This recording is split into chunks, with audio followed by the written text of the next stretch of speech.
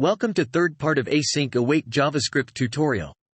In this tutorial we are going to learn about async and defer keywords in JavaScript. Let's start. Async and defer both instruct the browser to fetch the JavaScript files in parallel while the rest of the HTML page UI content is loading. In this way, the loading of HTML page is not blocked by the fetching process of script files. If both attribute loads the scripts in parallel, then what is the difference between these two attribute? The difference is that, with async attribute, scripts files will run as soon as they are downloaded, in whatever order they fetched.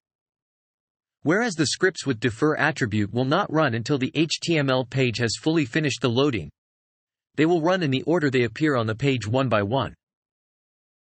So the use case for async scripts is that you just want to load the scripts in background but do not want to block the loading of HTML content UI of page. For example, you want to load the UI design of game on page but want to load data files for a game in background.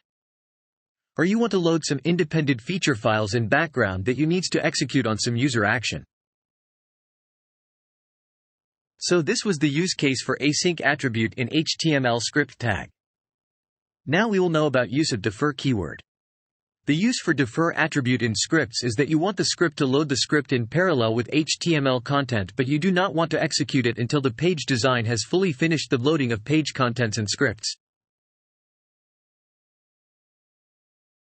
And one point to remember is, async and defer attributes can be used only on script tags, those loads that the JavaScript files present outside the page, like this. They cannot be used on script codes, those are written inside the page, like the shown script.